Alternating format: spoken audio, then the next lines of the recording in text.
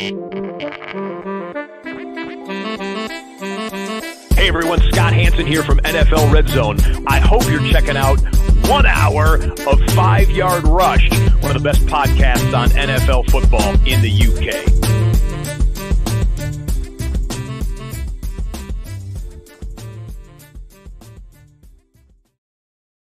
Hello and welcome along to the flagship show here at 5 Yard Rush. I'm Dan, and as ever, we're joined by the big man himself, Murf. How are you, Murf?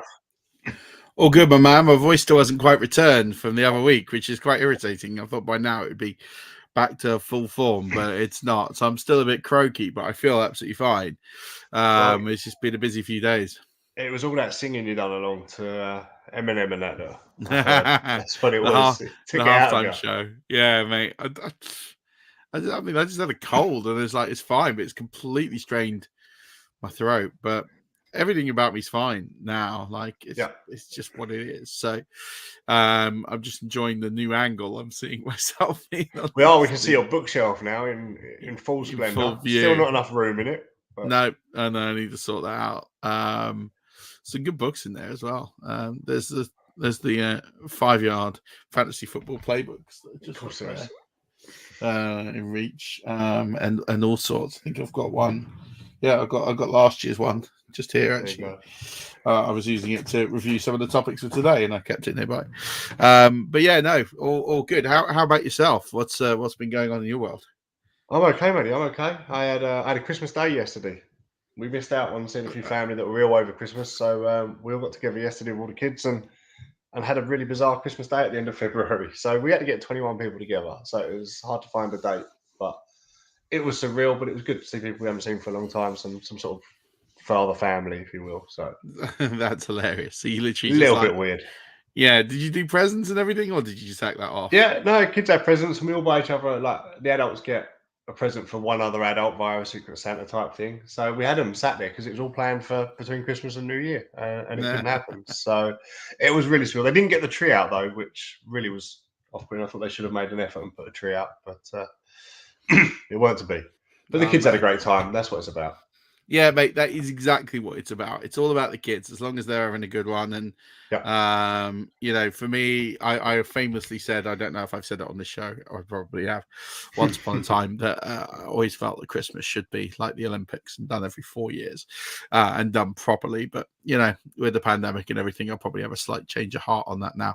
I do think it's... it's a strange one because there's some people that obviously haven't done Christmas properly for a few years, and I think if it'd be nice to do see, here's my thing with Christmas: is Christmas gets built up into this big thing that rarely ever meets the expectation, right? Yeah. I think for most people, I think when you review it, bigger than the event, right, exactly that, and I think whether it's if like an Arsenal game, well. Yeah, only we win more than we have done the last few years, so probably not quite as much. But I think if you do it like a little bit more, see, this is where I think the Americans have this spot on with Thanksgiving, because you have Thanksgiving, and that's such a big thing that like Christmas is almost like everyone enjoys Christmas in the States because it's like you've just done Thanksgiving, like literally the month before. Yep, and so.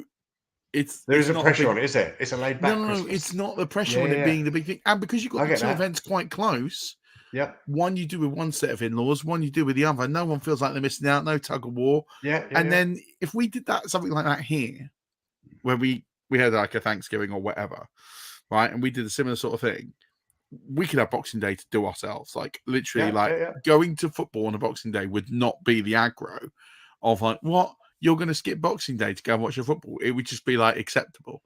So I'm just saying, I'm throwing it out here. Let's fix this once and for all. Let's fix Christmas. Let's fix Christmas. This is what the show is about. It's about solving problems that people didn't know they had. Fantasy football lineups and Christmas. And I think if we just we don't call it Thanksgiving, we don't want to steal off the Americans. We'll have a Dear Murf segment soon. That. Yeah, maybe. I don't know what we call it. We call it like... I don't know. Instead of Thanksgiving, I don't know. We say, we couldn't celebrate. And a prize giving. Let's call it a prize giving. Let's call it a prize giving, and you give awards to your family or something for like who came up with the funniest joke, who wore the worst jumper. I don't know, something really stupid like that, and I'd be all in for that. I think that'd be hilarious. But we all sit down, we all eat loads, we all drink loads, and everyone has a good time. All get absolutely pissed up. It'd be great, and that's Sunday in my house. Yeah,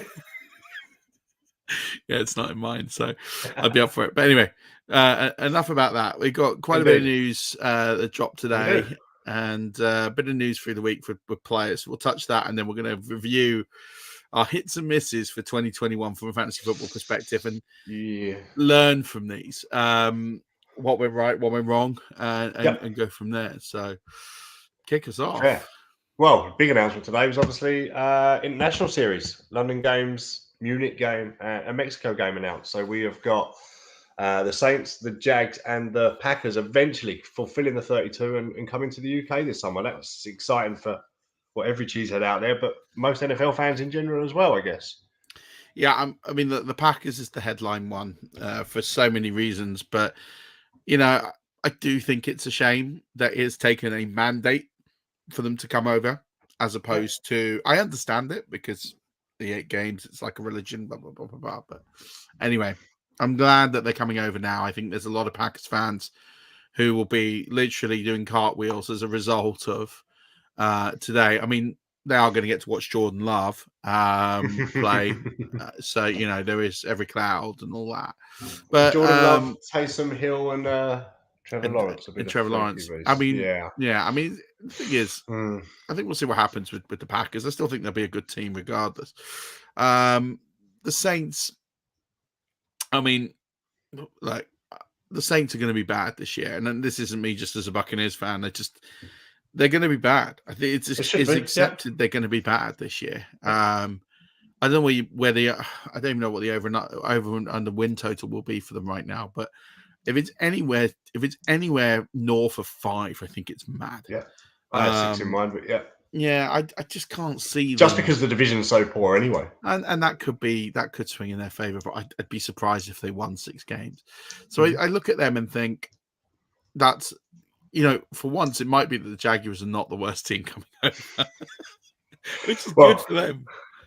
Depends who they play. They might play the Giants, in which case they'll be the 3rd worst team as well that comes over. So there's a bit of buffer there and all. I can't Sorry, Jack. I know Jack is listening. I was going to say, you've thrown that out there, Jack, because he's watching. I love that.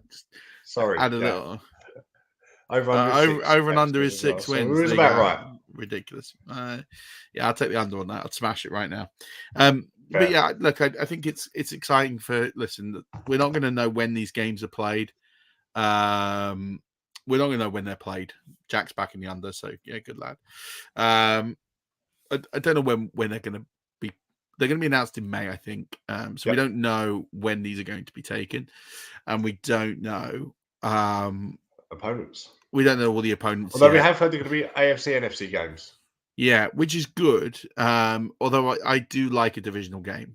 I do think it adds a bit of spice. So, you know, there's some talk that it could be the Dolphins for one of these games. And there's talk that it could be the Jets for another one. So we'll wait and see, obviously, how that goes. But yeah, I think to me, you know, with the London games, they are what they are. I mean, it's amazing. People get really heightened at this point of the year. They get really excited. Then the games happen, and then people get really. It's like Christmas. Everyone, it's exactly the international games exactly like Christmas. It is. People get so worked up about it, they can't wait for them, and then they happen, and then people get really annoyed about the game choices. I'm just saying to everyone this year, yeah, exactly. This is why this is a world class production. You know, we set that was a long loop. Like we laid that out. It was, wasn't it? Yeah.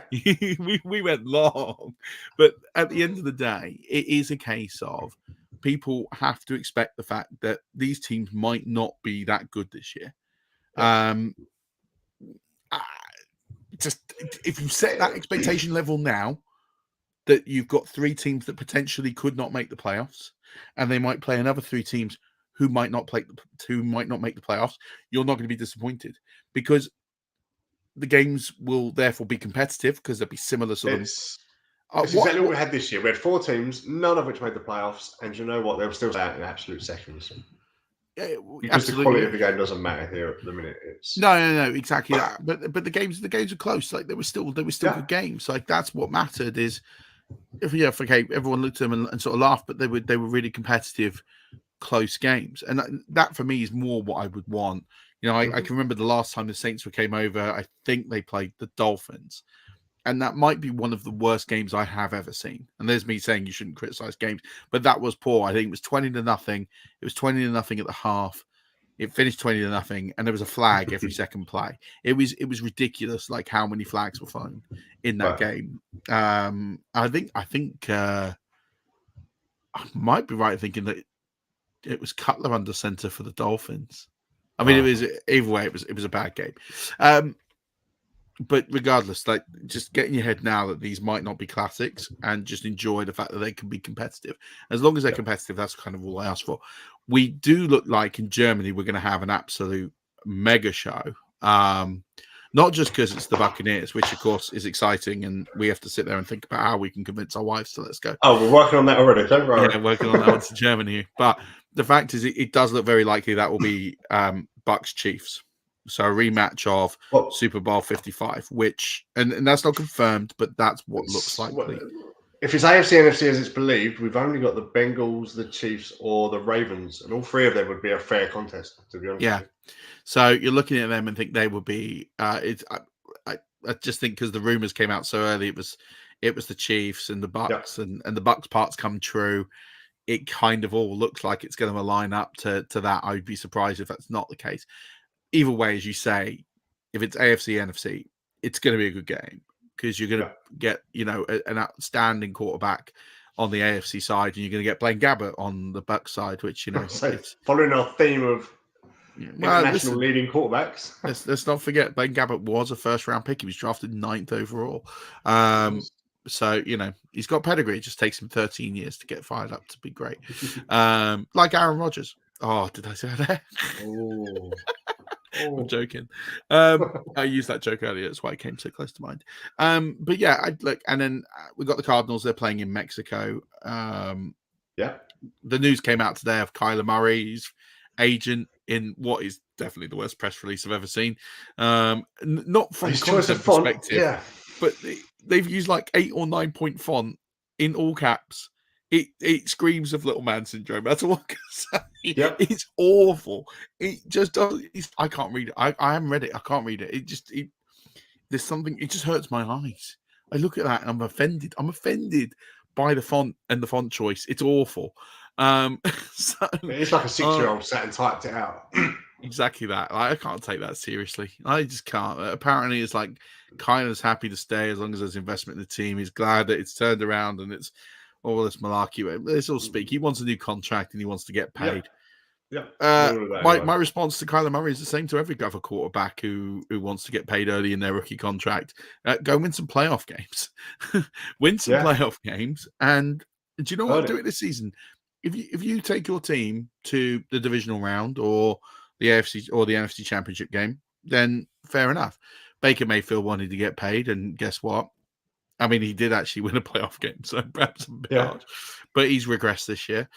I think for me, he's not at the front of the queue of the people I think need to get paid. But, maybe this year, and I'm not saying he's not a good quarterback at all, far from it. I just think, you're piping up a little bit too soon. Let's put it on the field. You missed some games last year, and you didn't help your team at the end of the season when it mattered, and that could be injury related, whatever. But you've got to put it on the field. But change your agent just for the font, like that's a fireable offence for me. Like, if you've not seen it, go look at my Twitter handle. I posted on it. It is absolutely horrific. It's such embarrassing. I mean, it's unreadable, so the content is null and void, really. But yeah, good old Kyler Murray and the Cardinals. They'll be in Mexico this year. It'd be interesting to see because I don't think there's been a game there for a couple of years now because there wasn't one this season in Mexico. No, and there obviously wasn't one during the pandemic. And then I know the one before there was some issues. Not many, but I think there's some issues with the pitch or something, or the turf. I don't know. Be interested to see what they do around that now to make sure that that's all ready to go ahead. So, 5 games to look forward to internationally. That's going to grow in the coming years, especially with all these new markets and everything. So, tickets, get them ready, and let's just have a great time at the games, and it's an opportunity to meet people and watch football. What more do you want? That is all you need. You're going to have to backtrack a little bit in the next one because in our little show lead up, you've put Rodgers not leaving yet. So after making all the Rodgers jokes and Jordan Love coming to the UK, let's see you backpedal a little bit. Well, no, I'm not gonna. Well, Jordan Love will be coming to the UK. It's just in what format, I guess. Well, listen, I've made no secret. I've always believed that Aaron Rodgers was going to go. Everyone was expecting. It's quite funny because a friend of mine, Smitty, who does the fantasy football show, he's big on Instagram, etc. And I had him on the show here a couple of years ago, and he'll be on this off season. He's a hilarious guy. He did a 10-hour live stream prior to the Pat McAfee announcement, and I joined it, and I said, "Do you because I saw Aaron Rodgers' statement right from the night before. It all goes back to his Instagram. He's telling people he loves them. I just thought he'd had a few too many drinks." Yeah, I genuinely believe, I'm not even joking right now. I genuinely believed he'd had a beer and it just got a bit emotion on who hasn't got a bit emotion on social media. I just think he got a bit emotion, and everyone was like, "Oh, well, this is it. He's retiring or he's off." And I was like, "He's not going to do it now. He's not going to do it now. No, he's been off social media for X amount of days. He was not going to go and do it right then." He got all emotional. He just had a beer. And I said this to Smitty, and he was like, "Nah, he's definitely off." I was like, "He's not. He might definitely be off at some point, but it's not going to be today on Pat McAfee. Don't worry about that. It is going to be a nonsensical press interview." And it's exactly what it was. He talked about it being on a cleanse. I don't know, maybe that made him get all emotion. Who knows? I don't know. I've never been on a cleanse, as you can probably tell. So, whatever works for you. But so he's backtracked. So he's not left yet. I just don't think. Do you think he'll stick with the Packers now? Because they're restructuring a lot of contracts in there at the minute, whether it's for Adams, whether it's for Rodgers, whether it's for both. They're working something away behind the scenes, aren't they? I just can't see him staying. The reason I can't see him staying is, and this isn't a personal, this is just an opinion, right? I just think that the Packers went all in, right, these last couple of years. But they've always taken a quarterback for the future, right? Yep. And they knew that Jordan Love wasn't going to play year 1, and they knew that Jordan Love wasn't going to play year 2. They knew that. The same way that they knew Brett Favre wasn't going to play year 1 and Brett Favre wasn't going to play year 2. Now they're restructuring contracts and they're freeing up some money. I think it might be to keep Adams. That's all I can really think about. Or they're thinking about some necessary upgrades in free agency. Either way, they're going into next year with Jordan Love not thinking, "Oh, well, Jordan Love is going to be a 6-win quarterback." They think that if they put enough pieces around him, they will compete. Yeah. Because he's been in the system now. And keeping him on Adams will be key to that. Keeping Adams and keeping pieces and upgrading in areas that they need to, especially special teams, some more talent on that O-line. I think they're going to need to invest in some free agency pickups. And I think that's where it's all going to come from. And I don't think anything has got to do with Aaron Rodgers. I think it's either an under-the-table agreement that's been reached well in advance of this, maybe even as far back as last season. I just think if Aaron Rodgers was to stay in Green Bay, he would just say, "I'm staying in Green Bay." That's last season for Aaron Rodgers, isn't it? But I mean, look, he dragged it out because he wanted to go last year. It wasn't the case he dragged it out because he just dragged it out. He dragged it out because he wanted to go. Yeah. And when you've got someone who's on the brink and they've made that decision if they want to go, it's very difficult to change them into a mindset of, "Well, I'm going to stay here and I'm going to stay here for the next few years." Yeah. Because they haven't offered him any more money. And maybe that might be what changes it. But even then, I don't think so. But what has changed for Aaron Rodgers in the last 12 months? So They didn't go out and get him a load. Yeah. Well, they didn't go out. They went what? They got him. Randall Cobb. Yeah, they got him Randall Cobb, who turned out to be. We didn't throw to anyway. Yeah. Exactly. So, like, all right, they spent a few million on Randall Cobb and a trade asset. Great, brilliant. Didn't really draft to help him all that much. Didn't win any playoff games this year. No. The situation for him is no different this year, other than the Devontae Adams situation, than it was last year. So it's exactly the same. There's nothing here that's suggesting to me that he's going to stay. The only way he stays and plays next year is if the Packers say you're not going anywhere, and he doesn't retire. Yeah, and he's there under duress, and that could happen. And that might be the scenario that he stays, but I don't think he's going to be as happy next year if that's the case as he was this year. So I just can't see it. The Jordan Love thing, when you look at it in the history of what the Packers have done, makes sense. It seemed ludicrous on the night. Yeah. But don't forget they traded up to get him. It wasn't like they just picked him and went, oh, well, that's it. That's who we're going to take, and we're going to just take a punt. They traded up. There is something about Jordan Love that this organization loves. Absolutely loves. The coach, the GM, everyone loves. Because they're all the same people. All the same people are still there. Yeah. Except the offensive coordinator is different. And I think that might be another reason for Rodgers to go. Is Nathaniel Hackett is now in Denver. I don't know if that means enough for him to go, but whatever happens, I just don't see I don't see a world in which Aaron Rodgers is a Green Bay Packer next year unless he's there under duress. And by duress, I mean he's not allowed to go, and he's decided that he'd rather play than retire. And I don't think that's a good recipe for anyone. It's not good for Jordan Love. It's not good for the Packers. It's not good for Aaron Rodgers. No one wins. Cut your losses. Walk away. Get what you can and be done with it, right? Well, listen, if you think about what they can get this year, now, first of all, they're still in a pretty poor division.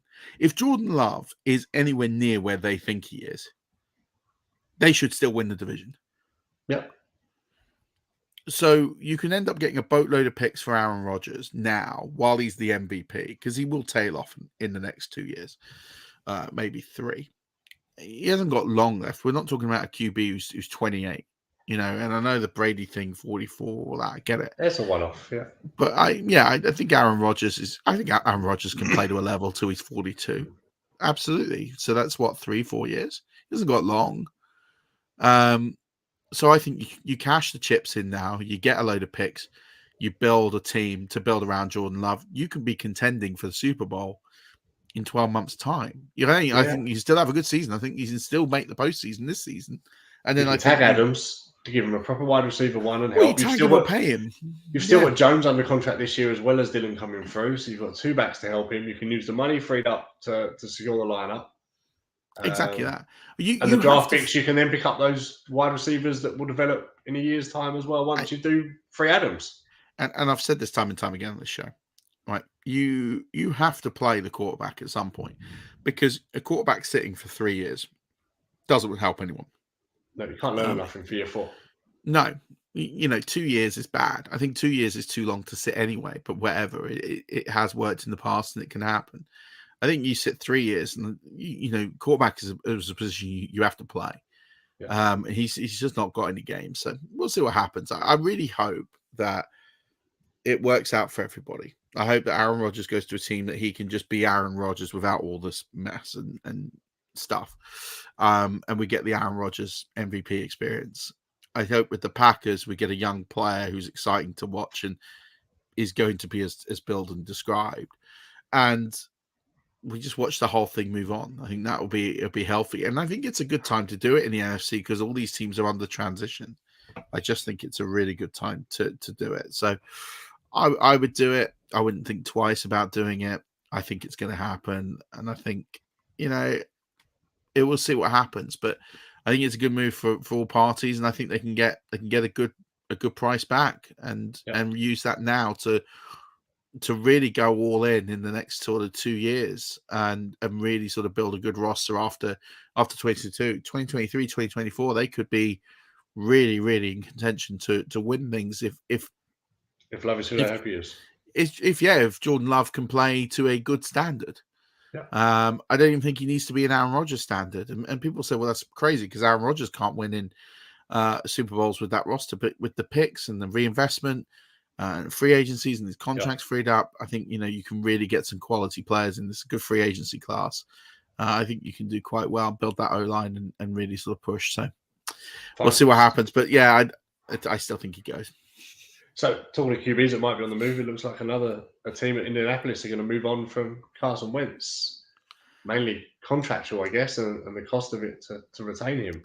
Well, I think it's madness. I just think, listen, was Carson Wentz the real reason why they didn't make the playoffs last year? I don't think it was. I don't think he was outstanding. I don't think he was incredible. I don't think he was bad. You've traded a first and a second round pick for him. For a year. You're going to dump him for a year in which you didn't make the playoffs. I don't know. I just think is Carson Wentz, and then also who do you replace him with? Because you got no first this year. No. So unless you're signing, I don't know, you sign Mitchell Trubisky maybe. If he doesn't go to the Giants. Jameis Winston. Is Jameis Winston better? Are they better than Carson Wentz? That's what I'm saying. None of those names are better than Carson Wentz. I just on their day they're all comparable and on a par. Yeah, I mean, if he trades, I don't know who he trades to. I don't know what his compensation's going to look like. It's an interesting one. There's a good player in there. There's a really good player. A couple of years ago, he was a front runner for the MVP before he got injured. It's been some poor decision making. I can't help but think part of it is coaching and the mental aspect of it. Because the talent is there. The talent's there. We've seen the talent. We know the talent's there. He hasn't been right, though, has he, since he come back from the injury with the Eagles and Foles had that run. Well, then he fell out with Pedersen, and then this was going to be this going back to Frank Reich, and it might have all settled again. But it just hasn't clicked, has it? It hasn't clicked, and do you know what? Sometimes it doesn't click. Yeah. I don't take him in Tampa. Basically. Forget the money, forget the rules, forget everything else. Yeah. I mean, I would. I'd look at what's available right now, and I think he's a player who could do well with what's there. And I think with an offensive coach like Bruce Arians, I think Bruce would do his confidence the world of good. I think you'd just say to him, look, you're going to make mistakes, whatever. Don't worry about it. Like, you make mistakes, just don't make the same mistakes again. Learn from them and be better. He bakes in risk. He bakes into the quarterback. Look, on this throw, you're probably going to throw a pick. That's fine. We're going to take the shot because if you get it right, that's why Winston didn't work out, because he didn't learn from the mistakes. He made the same mistakes. And if he'd learned from them, he would have been a good quarterback for the Bucs, without a doubt, because he had the ability. Jameis Winston was 3 games away from retaining his job. That's what people don't remember is those last 3 games of the season, he played himself out of a job because he was that bad. And I think Carson Wentz is a guy who could do it. No, listen, I don't think it will happen, but I think Carson Wentz, with the right scenario, would really work out. And I think you can get him back. I look at certain teams and think if he got a move to, I'm looking at where the starting quarterback jobs are. I think if Rodgers didn't go to Denver, I think Denver wouldn't be a bad place for him. Yes, okay, it's a new quarterback, it's a new coach and new scheme, but the players, the talent, I think it could suit him. Tampa would make sense. I think Carolina would make sense. I think there's a few places where I think he could go and it would make sense, but we'll see what happens. But it looks like he's going to be traded. I don't know what you pay for, especially announcing that you're willing to trade him. What's he now? 4th round pick? Yeah. Probably. And it's not like the Colts can even use him in a make-way for a Russell Wilson type trade, because without the first this year anyway, they've got nothing to backload that with necessarily. So, well, I mean, I don't think Russell Wilson goes anywhere. I mean, let's talk out. But yeah, I mean, I don't know what the plans would be if, like, I don't get the end game. Would they just go with Teddy Bridgewater and just hope for the best? I mean, I don't really get it. Like, they've got a team that can compete.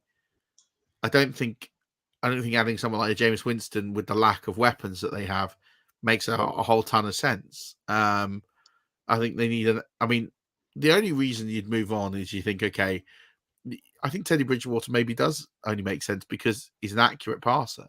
And maybe Jimmy they're just Garoppolo thinking, would make sense. And maybe that could be the other one. Maybe Jimmy Garoppolo. Steady head, that sure hand, yeah, perfect handoff, but can make a throw when needed to. I think that would fit quite nicely. It could do, but again, is he better than Carson Wentz? Yeah, and also the Colts aren't going to want the Niners. Aren't going to want Wentz back in part of a trade.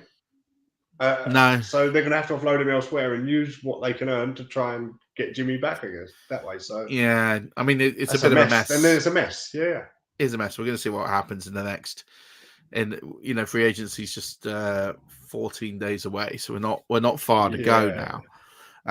Combine next week, and then we've got the free agency period, and we'll start to see these leaves shake out as to where we go. Maybe we'll do another show and we'll start making some predictions on the eve of free agency and see where some of these players are going to go, because I think that would be a good show to do. So, but yeah.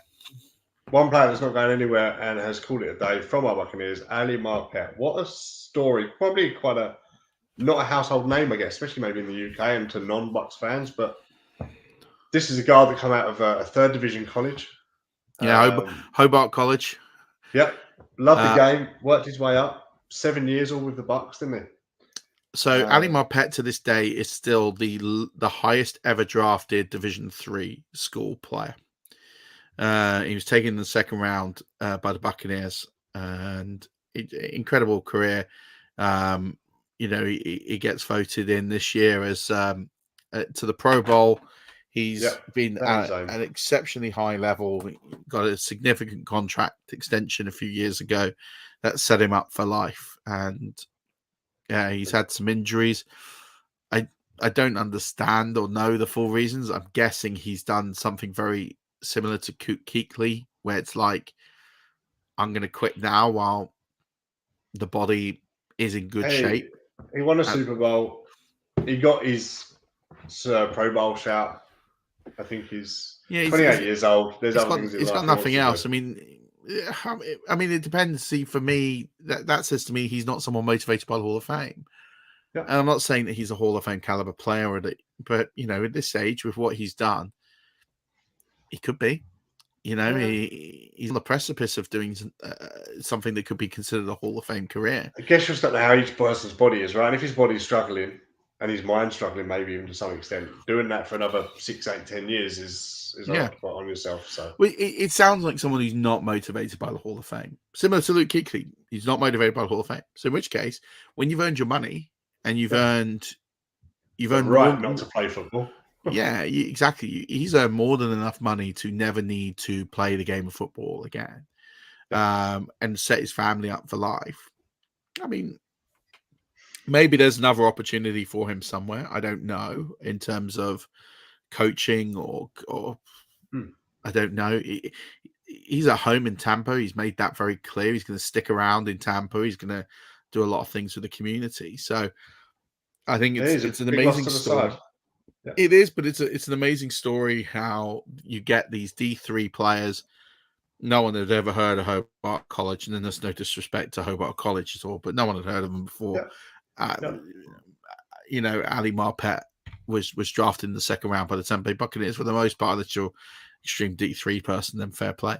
And he put them on the map, and really nice guy. Former nominee for the Walk Paint Man of the Year, and he just done a lot of good things. He's a big loss to the game, but at the same token, when you get these retirements at 28, I think you're shocked. You think, oh, it's a bit soon. But as we've seen with Luke Kuechly, these players have obviously made the decision that what have I got left to put yourself through that day in day out for the years they do. Your heart's got to be there. And I think where it is different is he's won a ring and he's played with the greatest player of all time. Yeah, it's only downhill from there. Like he's had this enormous high. It's never going to get better for Ali Marpet than it had. The best days of his career are done, in the sense of the only thing he can do now is match that. Yeah, and to match it, he would have to do it with a new system, new quarterback. Go through that. It'll take a bit of time. Yeah, I just think I think that, yeah. I mean, to me, again, it's another sign that Tom Brady doesn't come back because, again, I think, mind you, having said that, he could easily unretire. I think you see him queuing up now, can't you? Getting the one back place come September, right? Yeah, they could all get the band back together. But yeah, it's a shame. Great career, and I think it's going to be interesting to see what happens with the Buccaneers. For me now, that probably becomes the biggest need on the board. O-line, because there's not a lot of depth there. We saw that against the Rams. You take one piece of that O-line out, and it starts to fall apart. I think we've got no guards and potentially no centre at the minute either. So yeah, exactly that. I mean, I can see Jensen coming back, but yeah, not a lot of guards. Not a lot of depth. I think Kappa maybe. And Tristan Wirfs is good, but at the minute he's holding the line on his own. So. Exactly that. I mean, you got tackle sorted, and that's it. So, yeah. I think O-line becomes the Bucs' number one need, but we'll get to that when we do a free agency and draft show. Yeah, which will be coming. So, you want to have a look back at them? 2021 hits and misses. Yeah. Thoughts? How do I run this bit? Go on. So, I said to you earlier when we were doing this, we were looking at potentially players who we thought were, players who we thought would be good that weren't from a fantasy perspective. So looking at I got a lot looking at where we got things right, where we got things wrong, and the process behind what led us to think that and why it didn't happen, right? And I thought we'd do this position by position. So, I had two hits, and one of them I'm arguably going to get a bit of stick for because it's not the biggest shock. But I thought that. I did say that Josh Allen would be the QB1 this year over Mahomes, and I didn't understand why you would take Mahomes 2 rounds earlier than you would take Josh Allen. It made no sense to me. It just didn't. It didn't make any sense. To me, I always felt that Josh Allen would be the QB1, and if you could get him in the 5th round, he was a league winner, and that's what happened. And I think this year we'll see that consensus. I think he'll be drafted before Patrick Mahomes and Superflexes. I think Allen's probably the 101 now. Yeah, I don't think they're going to be in. I don't think you're going to get this 2-round disparity. You might get 3-4 picks, and maybe you still get Mahomes to go first because of the potential ceiling. Whereas I think you're drafting Allen at sort of his ceiling. But yeah, I always thought Josh Allen was going to be the QB1. And again, the reason why I always give him the edge over Mahomes is what he'll do on the ground. He'll run in touchdowns. And that's where I gave him the edge. I thought yardage throwing would be very similar. I just thought on the ground he would separate himself from him. And that's exactly what happened. And, the only players that can compete with him on the ground are Jalen Hurts and Lamar Jackson and maybe Trey Lance next year.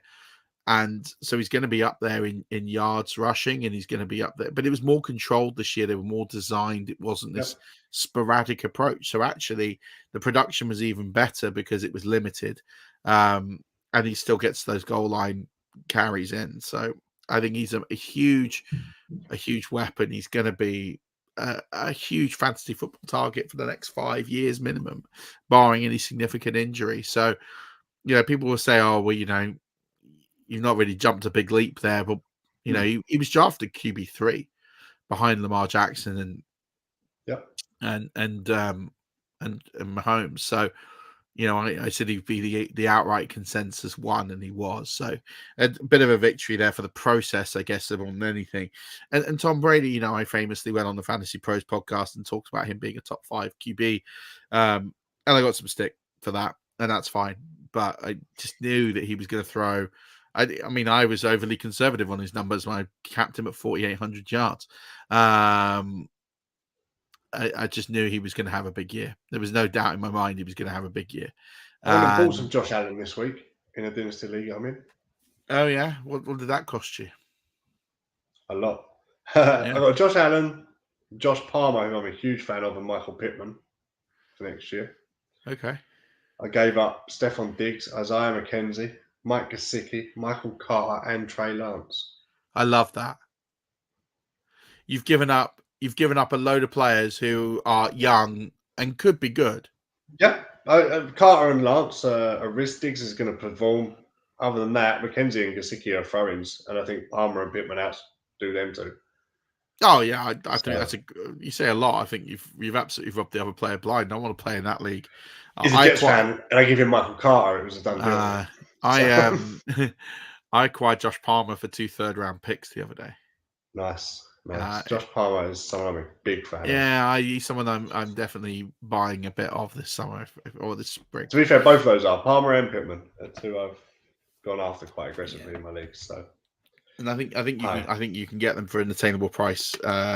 Definitely with the QB situation in Indy and Josh Palmer, no one has quite worked out yet that Mike Williams is going elsewhere. So I think this is a good week now to try and get Josh Palmer. Before the free agency starts. Yeah. Correct. Because I think, once we know that Mike Williams is going to go, and I'm pretty confident he's going to go.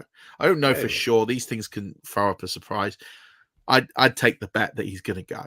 So you can buy Josh Palmer now while he's not a thing. Because in 2 weeks' time, he's probably going to be a thing. Yeah. Get in there early. That's all. You're on it. I'm on it. Dynasty guys are on it. Get on Josh Palmer. The other hit wasn't as obvious as Josh Allen, although saying that is probably the best quarterback to ever play in the league. Tom Brady was a hit for you. Like I said, famously came out there and said on Fantasy Pros that he would throw for 4,800 yards and he'd be a top 5 QB.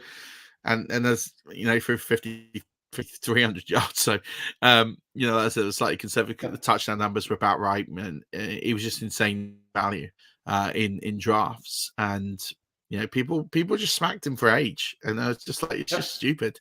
He's not any QB in a Bruce Arians offense is worth owning and worth drafting. End of. Jameis Winston was the fantasy football one. Tom Brady's put 2 years in a row where he's been top 5 QB. Blaine Gabbert. Right, if Blaine Gabbert is the quarterback of the Tampa Bay Buccaneers next year for the whole year, guess what? He is worth owning.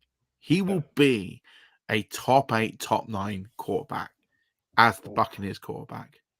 Oh, I'm not saying he's going to win a load of games. I'm just telling you now. You reckon he'll be in a QB top 10? Yeah. Because Bruce Arians quarterbacks... they're going to throw a lot of yards. They're going to get lots of opportunities. I understand all of that. Because interceptions don't matter in fantasy football.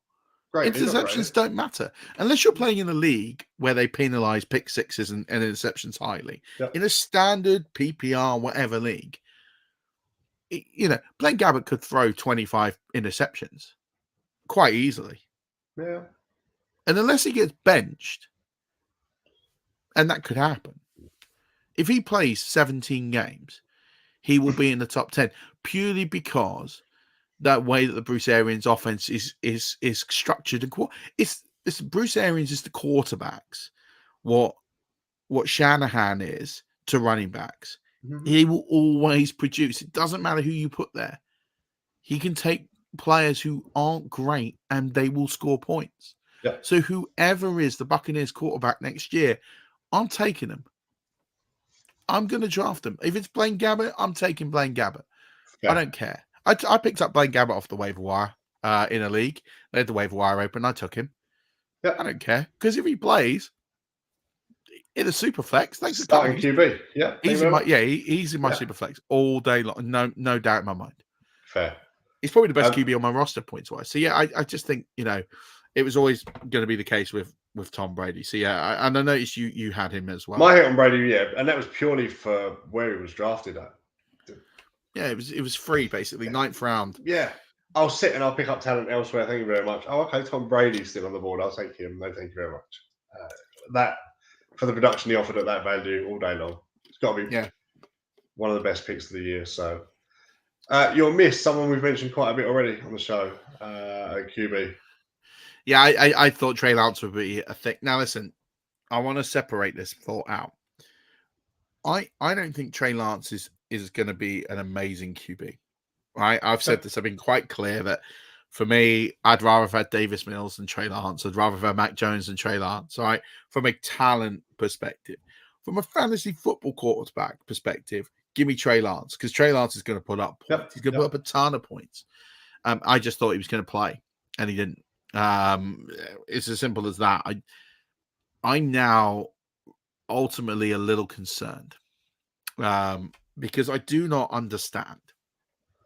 And people, 49ers fans will tell me, well, Jimmy G was winning with the team, blah, blah, blah, blah, blah. If you're telling me that Trey Lance couldn't do what Jimmy G was doing, and then some, then I don't know why you've drafted him.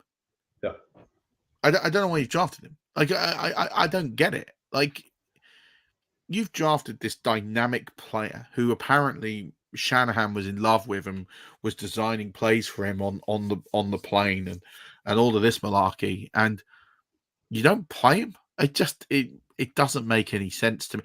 And it's not like they went off to a hot start. You know, they were very poor in the start of the season. They got it together at the end. The defense really was what got them over the line in the run game. I just don't get it. I don't get why he didn't play, and there is some concern for me now. Well, it's not, because half of me is not surprised in the sense of I didn't think Trey Lance was that great a quarterback anyway.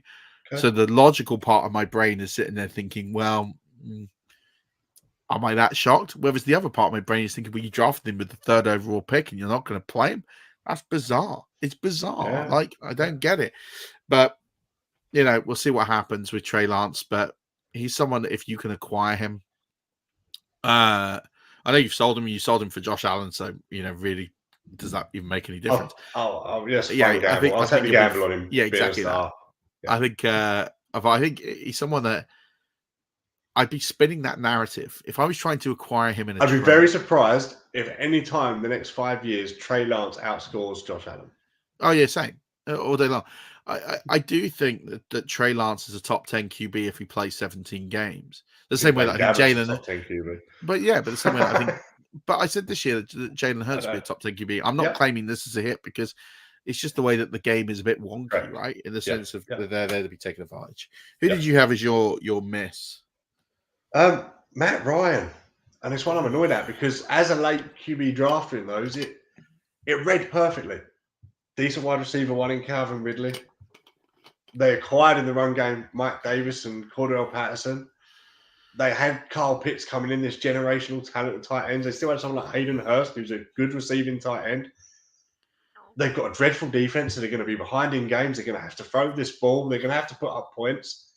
And it just didn't transpire for the Falcons and Matt Ryan at all this year. That's because he can't throw. His arm's gone. Well, yeah, but he should have done better than he scored, right? Let's face it. No, because he can't throw. No. His arm's gone. I don't know what I'm doing on this show. What am I doing here? The guy's A-dot was shot. Like, if you look at, I get it. I got the story and the narrative. I see where you were with Matt Ryan is where I was with Matt Ryan the year before. Okay. Right? When you probably got enough production to make it viable. Mate, scraping. Yeah. Scraping. But I looked at him at the end of the season. I watched the A-dot crash. You watched Julio Jones leave. And I was just like, no, but it wasn't even Julio Jones because your logic is sound. It's just on the fact of I saw enough from those last games with Matt Ryan to think, yeah, that arm's gone. And when it goes, it goes. And he is only there, not because anyone wants him there, but because no one's going to because they've got to pay him. And they can't cut him. And no, they're paying him. He's got to stay and no one's going to take him off for his contract. Nope. You know, listen, I think this is his last year on his contract, or has he got 2 years left? So. I believe it's he's retiring. Right? I'm going to put it out there now. He's going to retire at the end of this season because he's like Ben Roethlisberger. He's just taking the money now. And that's no slight. I like Matt Ryan. I think Matt Ryan, had he won that Super Bowl, probably would have been in the Hall of Fame. People forget he won an MVP that season. Yeah, he did. Yeah. You know, if you look at his credentials over someone like Matt Stafford, the difference is the ring. But actually, you took that out. Matt Ryan's been to more Pro Bowls. He's won more MVPs. Stats are pretty similar. Yeah. They've been on pretty bad teams, both of them. I'm just saying, you can paint the narrative, but I got the logic, but his arm was gone. So, running backs, your hit, Austin, go on. Well, Austin Ekeler was my hit, right? So I projected him around about 6 or 7. Yep. People thought that was he came in at 2. Okay. Oh yeah, of course he did. Yeah. He was the RB2 on the year. It'd have been 7 without the injuries, though. Yeah. But again, people sat there and were skeptical because he was coming back from an injury. Yeah. But any part of that Chargers offense was always going to catch catch fire. So pretty simple. I want running backs that are part of good offenses. It's really, really quite a simple philosophy. Yeah. So give me the guy who's and especially one that's not got an obscure role. And he didn't have an obscure role. We knew that Austin Ekeler was going to get the ball a ton. The only question we had on Austin Ekeler was how healthy is he? That's it. That's the only question going into the season. Yeah. He was going after the turn in the second round. He was an unbelievable value. 2-3, 2-4, 2-5 is where he was going. I mean, I felt very comfortable taking him at the 110. And that's where I was. If I was 10, 11, 12, I was taking Austin Ekeler around there. I was very comfortable taking him there. Like, I had no issue. And the teams that are Austin Ekeler on it did well because he performed.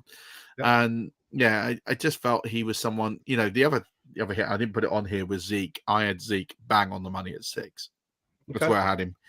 Literally, it's funny you say that, and I'll get on to Zeke's on one of my lists, but not on a hit list. So we'll come to that in a bit, I suppose. So I had Zeke at 6. I thought he would be okay, not great, and even though it's a good offense and everything, I did feel that Pollard was going to muddy the water a little bit, but I still felt that he'd still be a top 6 QB, and if you took him as a top 6 QB, you probably weren't overly happy, but at the same point, you couldn't be overly disappointed because durability is a big factor at the position. So, Austin Ekeler was my sort of big hit. It's hard to project many big hits this year at running back because so many of them got hurt. Yeah. So unless you had like Jonathan Taylor really high up on your rankings, which I didn't, it's hard to say that you had like loads of hits because very few of them actually delivered. Well, that's why, and I actually went with Elijah Mitchell. And now I fell into this one, I guess, because a good friend of mine, Mason, is out in California, is a Niners fan, who said, watch out for this kid. So a lot of rookie drafts last year, 4th round, you could pick up Elijah Mitchell. In redraft, you could pick him up in the last round or 2 and not care. Best ball stuff. He was floating about. So I got given a heads up by someone over there who said, watch out for him. I picked up a lot of him. And it came to fruition. Now, the way it came to fruition, I guess, was a bit of fate with the injuries and whatnot they had, but ultimately it turned out in my favour. So I'm taking that one. It wasn't me to come up with it, but I benefited from it. Yeah, well, listen, if you drafted him at all, you got to remember Elijah Mitchell was not drafted in 99% of the leagues. If you had the guts to draft him, then all day long that's a hit. Doesn't matter where you get the source or the info from. If you drafted him, you were miles ahead on anyone because guess what? You saved $60 to $100 in your fab, which what people were spending. So it's a massive win. You got to accept it. Even if you drafted him in the last round with your last pick, it doesn't matter. You saved so much. Horrible bit of moving them out of taxi squads, left, right, and centre, trying to find space in the roster somewhere. So doesn't matter. That was quite nice for me. No, yeah, absolutely. Nice. It's a lovely position to be in. It is. Mrs. Running back for you. Look, I'm not going to say Derrick Henry or I've stayed away from injuries. I thought that was I stayed away from injuries. Injuries are injuries, right? They're part of it. Yeah. But I went with Alvin Kamara. Now, Alvin Kamara I had as my RB2 in half-point PPR scoring. He was nowhere near that. He just wasn't very good. He wasn't getting the ball. It wasn't dynamic.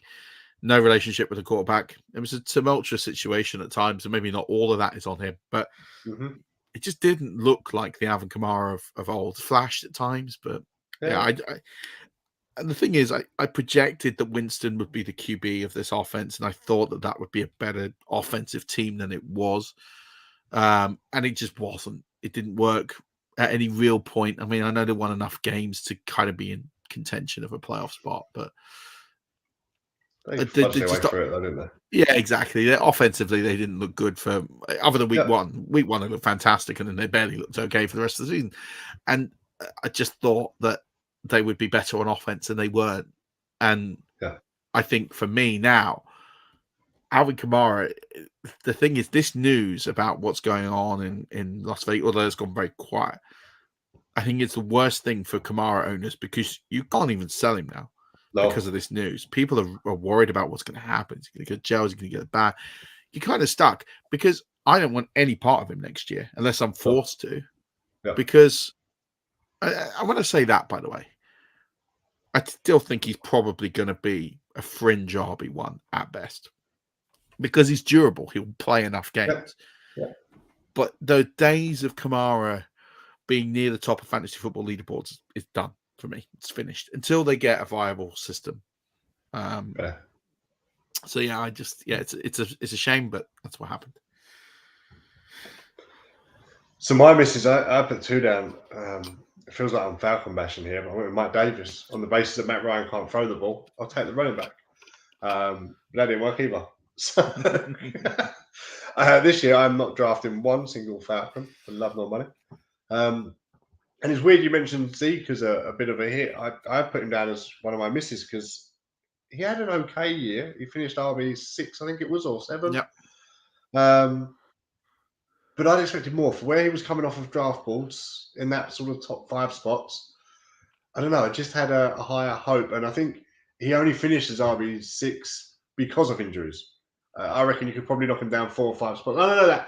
That's got to factor in. He was fit. He played. The others didn't. End of. I get it. Yeah. But I think you drafted him at his ceiling and you drafted him where he delivered. And I don't know. I didn't want to call it a hit. I think I was disappointed. If you look at the top 4 or 5 picks last year, Christian McCaffrey, Kamara. Well, Barkley was a bit further down, but you had Christian McCaffrey, Derrick Henry, Dalvin Cook, Alvin Kamara, Zeke Elliott. They were your top 5. He outscored the other 4. Yeah. If you drafted him 5th overall and he finished RB6, you're on a par. Yeah, I get that. I don't think that's a miss. I think it is what it is. Like, I think if you project him to be the RB1, fine. But I think, and listen, you can sit here and say, well, he didn't look explosive. He lost touches to Pollard and everything. Yeah. You can make that case all day long. Knowing that I had him projected at 6, I still took him at the RB5 because I thought he was safe. Right. I just think it's weird because this time last year, I remember people going, he's had a dreadful year and it's going to regress and all that lot. But actually his numbers were still there. Okay, he was RB9 the following year, but he still got the yardages. He touched 1,000 yards. He's just a steady Eddie. It's nothing. Yeah. He's not this spectacular gazelle anymore that's going to, again, similar to Kamara in the sense of he's not going to be the difference between him. See, right now, if someone said to me I could swap Alvin Kamara for Ezekiel Elliott, I'd probably do it. Because he's more durable and he's on a better offense. I think Alvin Kamara is the better player. I think Alvin Kamara is the better Chubb over them both right now, but Well, yeah, exactly that. Like, I think you're looking at that kind of process, and I'm thinking, well, he's on a good team with a good offense. Yes, he's got a bit of a thing to pull up, but his money's so paid up and tied up. He's not going anywhere. His role's secure. They're going to run him. He's going to be a steady Eddie. Is he going to be a top 5 back? No, but is he going to be a top 8 back? Yeah. So he's pretty secure, barring injury, which he won't get. And you know what? Actually, Pollard probably helps him in the sense of he's not going to play those unnecessary downs. So he probably keeps him on the field longer. So I don't think it's a bad thing. So yeah, I think it's harsh you call him a miss. I get what you're saying, but if you took him at 5 on the board, I guess you just want him to be who you want him to be, and I guess he's who he is, not who you want him to be. Does that make sense? I know it's no. I get what you mean. 100%. I'm going to go on wide receivers here. I missed one off the list, but I'm going to add him now. So I've got 4 misses, which was Terry McLaurin, Amari Cooper. Oh, yeah, misses. Yeah. Cooper. Oh, yeah. Sorry. I start with hits. Mike Evans, Tyler Lockett, and Brandon Cooks. So Mike Evans, I had as wide receiver 8. He finished wide receiver 6 on the year. Tyler Lockett, projected to be wide receiver 20. I think he was around about that sort of range. Most people did not have him in wide receiver 2 range. I think he was being drafted around about wide receiver 30 off the board, which I never understood. And then Brandon Cooks again was another one who I got him probably slightly overpegged. I think he came in at wide receiver 20, 21. I had him at wide receiver 18. Do you know what? I'm taking that given where I was paying an 8-round price for him. Again, was getting a significant advantage on him. And these ones are really simple for me. Mike Evans is going to get the touchdowns every single year. And as much as you shouldn't rely on touchdowns. And 1,000 yards. Yeah, exactly. You bake in 1,000 yards and 10 touchdowns. They're wide receiver 1 numbers every year. Yeah. And he's going to get those numbers barring durability every single year. So I get the problem with Evans, if you draft him high up, and this is why he's a 3rd-round pick and not, say, a 2nd-round or 1st-round pick. Hit and miss weeks, I'm going to go with. Exactly that. He's so he'll have a 200-yard week and then a 40-yard week, and he'll have weeks that will kill. Yeah, that's at the end of the day, consistency is really important. We have Bob Long on here all the time. It's really important, but also scoring a lot of points is really important. And I really believe that having Evans in your lineup, he wins you more games than he loses you. That's the bottom line. Give me the guys who score points. Tyler Lockett again. I think I put this in the book that he was basically DK Metcalf, but plus 2 rounds. Yeah, four rounds. Yeah. It was 4 rounds cheaper. I'd agree. Yeah. Yes, DK Metcalf outperformed him. It wasn't a lot. No. Give me him in the 6th round all day long, and I still think that pays the same. Brandon Cooks. Who else on the Texans was going to get the ball last year? Not many. I had a lot of Nico Collins. Yeah, I mean, listen, he was on the same basis. Someone's got to catch the ball. Maybe this rookie can stand out. But Brandon Cooks has always put up 1,000-yard seasons, except for when he's had concussion. Yep. He's done it time and time and time again. Yep. And do you know what? People are going to fade Brandon Cooks again this year. And do you know what? He's going to be an 8th-round pick this year. And do you know what? I'm going to draft Brandon Cooks again in the 8th round, because until he doesn't deliver in the 8th round, I'm just going to keep picking him up. I don't care. Yeah. And do you know what? Even if it doesn't work this year, I've had 3 years in a row of Brandon Cooks in the 8th round. It's been terrific. I just love it. Yeah. I'm all in on him again this year if he's going to be in the 8th round, because he's going to be a wide receiver 2. He's going to be a wide receiver 2. If he is fit, he will be a wide receiver 2. So, yeah, I take the lap on him. What about you? I only had one, and it was Deebo Samuel. It was a pretty good one. It was a player I loved of his first year. He had the injury, and he just seemed to disappear from thought in drafts coming back off that injury. And looking on paper, he was still the wide receiver 1 in that team. I didn't do enough for me to become wide receiver 1 on the Niners. Deebo was coming back into that role. Yes, again, I've got lucky by the way they utilised him and actually the way he delivered on it. But I still think reception-wise, without that, he would have been a sound wide receiver 1 for the value where he was being drafted. I'll take that all day long. And I'm a big fan of the guy and the way he plays football. So I picked him up a lot of places. Can't go wrong with that.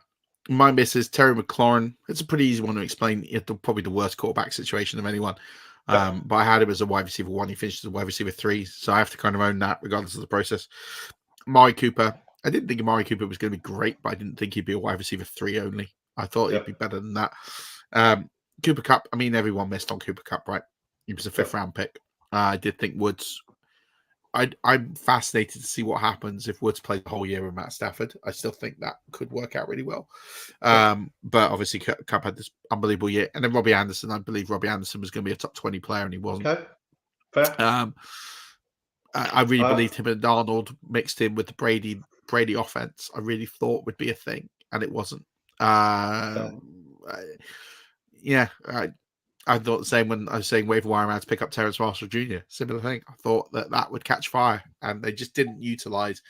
Maybe that's why Joe Brady lost his job. I don't know why. Maybe it was Sam Darnold couldn't pick up the concepts. I don't really know what happened, but that offense was a mess. It was an absolute disaster last year, and it's a shame there was plenty of promise in there. There's plenty of promise in that team offensively to get things done. I missed on. Same as most guys, Kenny Golladay. Similar theory to Brandon Cooks, that someone had to catch it. And I still think there's a good player in Kenny Golladay. I just don't think his heart or his mind or his head's quite with it right now. So I think he has the ability. He's just got to want to do it. And the other one was Tyler Johnson. Little Bucs receiver that in his first year showed some flashes of stepping up when needed to. And I thought he'd come in and take a bigger role in the offense this year. Even with the players we had, I thought he'd go under the radar a little bit and be utilised. And when he was called on this year, he really under-delivered. I'm not sure if he'll actually have a future at Tampa. Do you? No. I think it's a big year. I think it's a big year for him. I think we're going to see what happens to him, but it's a big year. He's got. I think the flashes he showed in year one, if he'd have shown last year, we may be talking about Godwin leaving the Bucs this year. But because he didn't deliver last year, I think the Bucs have got to keep Godwin. So yeah, but I don't think he stays. I don't think the Bucs can afford him, but we'll see what happens. Maybe if there's a hometown discount, but tight ends then. Tight ends. There's only one really. Yeah, Gronk. Gronk. I think I think you had Gronk as well. I had Gronk, and I got it. And again, I fell into it because they traded Zach Ertz out, which really helped Goddard. But yeah, but I got it. I got it. Finished tight end 10. So yeah, I think I had him at 6. Thought he'd have a good year, and he didn't. So I'm not a high tight end drafter ordinarily. So Goddard was kind of the best of the rest. Once you miss that middle order drafters, then you come into them. Goddard finished tight end 10. I'll take that all day long as a late draft. Yeah, I'm a big fan of. I like Goddard, but it was. But Gronk was easy. I think I had him at 6. He finished in 5, and he missed games. I think he really was 3 on the year. Yeah, if you look at a points per game average, misses. I mean, too many to count. Ebron. I thought Ebron would have a good year. Didn't. Just because I thought Ben can throw the ball. I thought he has to throw it to a big end tight end. But Todyon, he got injured, so really, can I take that one? I don't know. Hunter Henry, I actually didn't think Hunter Henry would be that good. Touchdowns kind of got him in. If he didn't have the touchdowns, the yardage wasn't that great. So I kind of, the process wasn't entirely wrong. I just didn't think he would have the big red zone threat that he did possess in the end. So I can understand where I missed on that.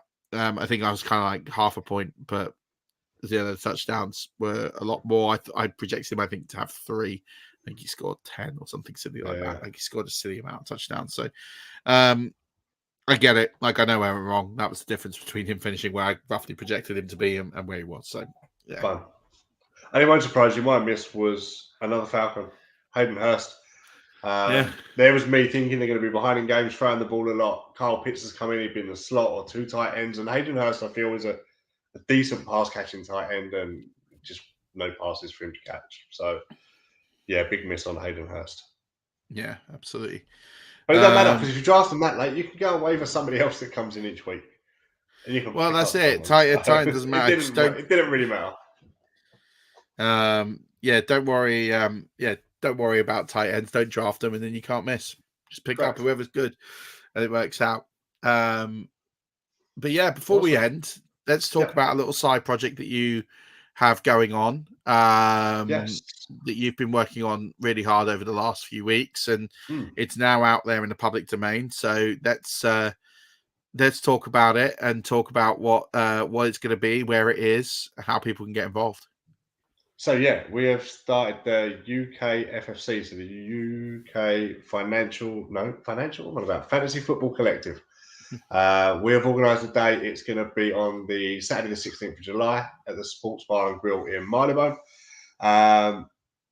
It's going to be kind of one of its kind. We looked at the US done the Fantasy Football Expo, and we said we can never match that and what they have, but we wanted a way to get people together. So we've got panels of speakers, and yourself is, I believe, due to be one, and they'll be announced in due course, the rest of them. But we've got 3 different panels covering everything from DFS and redraft to dynasty questions to running charity competitions and drafts and how that looks. We're going to have competitions. There's an exclusive live draft for attendees to get involved with a year-long competition that's going to be running, and we're going to be drafting whilst we're there at the day.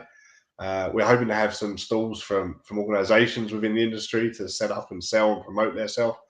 And we've got a charity raffle, so anything made above and beyond costs is all going to Mind, the mental health charity. There's nothing coming out of this at all. Tickets are on sale now. The best place to go would be on Twitter, and it's @_UKFFC,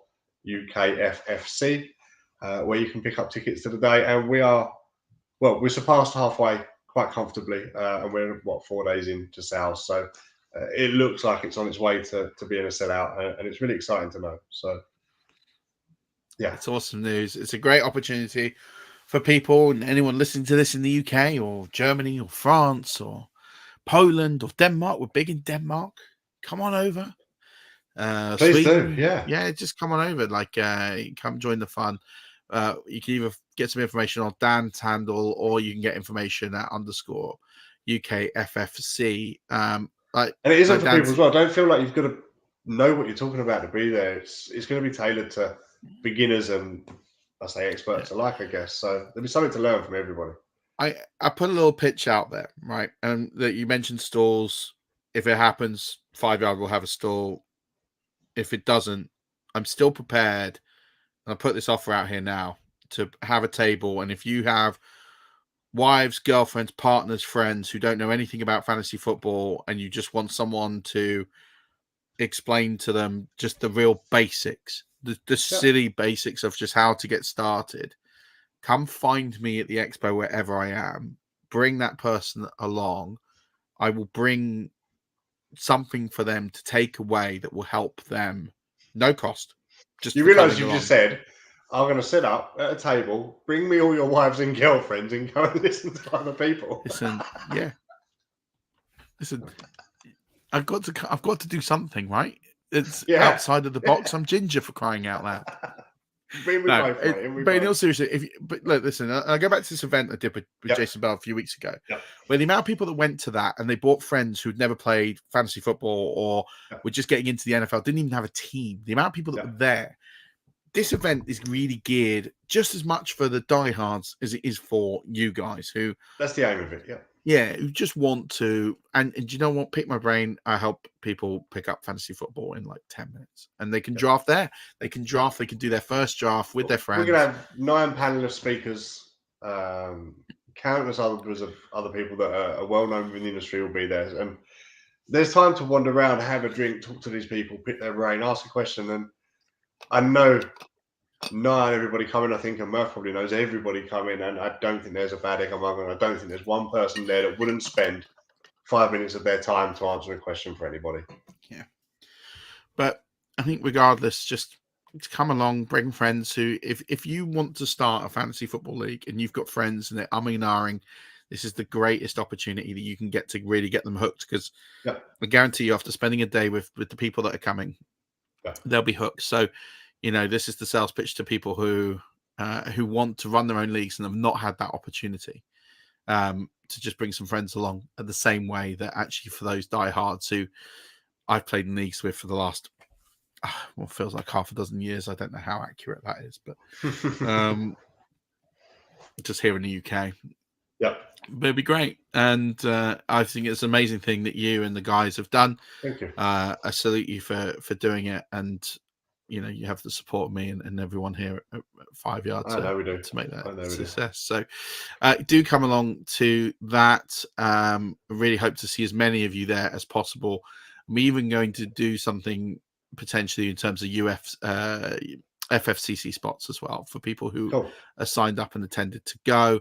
And they've got proof of purchase, but that'll be announced in due course. Trying to think if there's anything other. We're going to start a strategy series soon. It's going to be something over the course of about 10 to 12 weeks, I think. And it's going to be looking at everything from different styles of fantasy football. We did something very similar last year. We're going to have some amazing guests. I'm just in the process of booking them, and then I'm going to start putting together this strategy series. It's going to be unbelievable. So the off season, this is the point where people kind of cancel listening, not just to us, but to loads of podcasts. And I strongly urge you not just for purpose of we do this right and we want people to listen, but actually this is the time that we can get these unbelievable minds to really help you win a championship in 2022. And if you've not won your league for a few years, or you have, but you've not won as many leagues as you would like, or you want to take home a really big league, these next 10 to 12 weeks from when we start it, and I don't think it'll be next week, I think it'll be the week after, but we'll see. We're going to have some of the absolute best names in fantasy football on, and It's going to be unbelievable. This is going to school time now. For the next 10 to 12 weeks, this period where we're going to really hone our skills from a dynasty perspective, from a rookie player perspective, from best ball, from auction, redraft, strategy. And I'm going to really push the boat out now to get some absolutely unbelievable guests who owe me some favors as well. So stay tuned. And just saying, don't give up on the channel now, because this is where the sort of real it gives you that couple legs up, right? That head start. Yeah, this is where your money's going to be made between now and May, June. So stay tuned for that. Anything else, Daniel, we're missing? I am very good, sir. Thank you very much. Yeah, I'm done. Good. Well, look, thanks for joining in. As always, get involved in the conversation. If you want to know more about the UK FFCC, either reach out to FFC, reach out to Dan, or find the handle and talk to people from there. If you want anything from me, I can't imagine why you'd want anything from me, but you can. I'm on Twitter, Murf_NFL.